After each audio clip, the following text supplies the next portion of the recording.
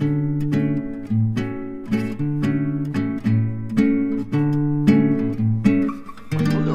Alan here. Welcome to Tag Tuesday on a Wednesday.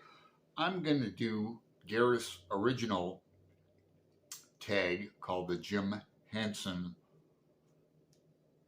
Book Tag, correct? Yes, the Jim Henson Book Tag. And I was tagged by Gareth. Thank you, Gareth. And I was a big fan of Sesame Street when I was a kid. I remember conjunction, junction, what's your function? Working out phrases and clauses. And, the Bill on the Hill, all about, government. And I learned a lot of stuff. And Morgan Freeman was he was one of the guys on Sesame Street back in the day, Morgan Freeman. And I like the Electric Mayhem, the band, the Electric Mayhem. It's funny. But let's get to the tag. There's 10 questions. Got my answers here. Got my questions here, the prompts. And again, don't make me type out the prompts with my thumbs on my phone.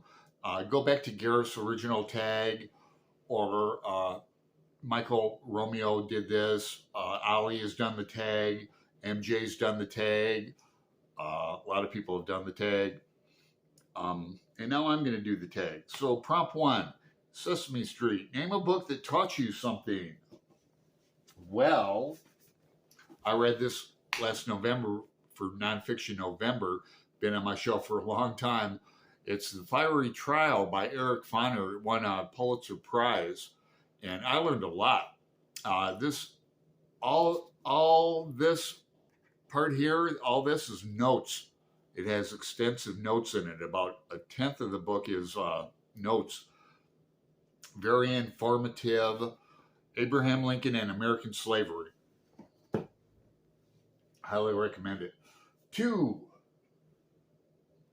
The Muppet Show. Name a book that has an unpredictability to its story. And I don't own this book, but Dan Brown's Angels and Demons. Now, this writer has taken a bunch of shite lately, and I like him. He's a real page turner for me. Angels and Demons is my favorite. 3, The Muppet Show's Newscaster. What book tackled a current political or social issue well? And I'm picking James Baldwin, Notes of a Native Son, or more recently, I read with my buddy reading partner along with this book, Patrice Jones. We read Nobody Knows My Name. And, this book was published in 1955, and the same issues of race and inequality are occurring in 2023. America the Beautiful. Now, for Dark Crystal. Name a book that is an excellent example of world building. Now, I'm currently reading Ken Follett's The Evening and the Morning with Jeremy Fee for part of March Mammoths. And this is an excellent, he's a master at world building. But I'm going to double dip and name 2. I also like Marlon James. This was a buddy read with my friend Courtney at Tangible Reads. And this is set in Jamaica back in the 1800s. 1700s really it starts. And excellent world building. Very violent book, but excellent book. I'll be talking about Marlon James in a few seconds. Again. Prompt 5, Labyrinth. Name a book with a great friendship. And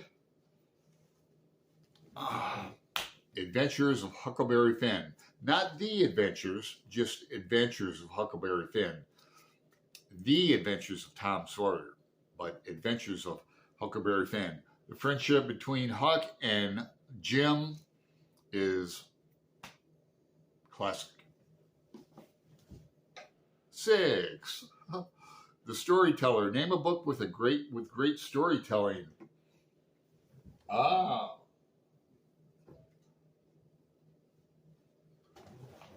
Dubliners. Yes, great storytelling in this. My favorite book is short stories, and I read a lot of short stories. 7. Farscape. Name a book that is wild, weird, and unpredictable. Where is it? Oh, Lord. Where did I put it?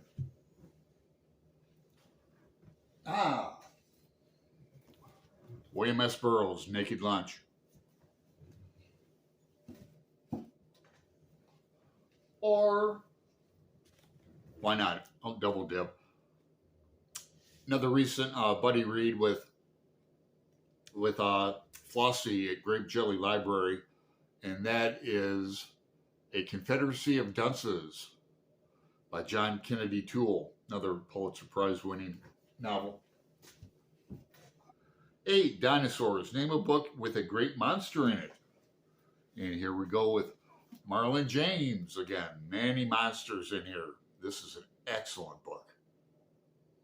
Fantasy that will blow you away. He's working on the trilogy of this. The second one is out. I think it's called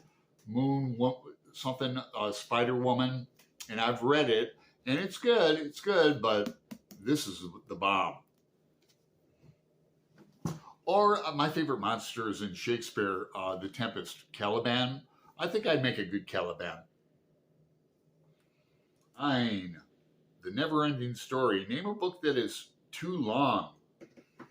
Well, I'm currently buddy reading this with Greg and another Bibliophile reads. You can see all my notes. And that is Gaddis's The Recognitions. And to say this book is about forgery is like saying Adventures of Huckleberry Finn is a boat ride down the river.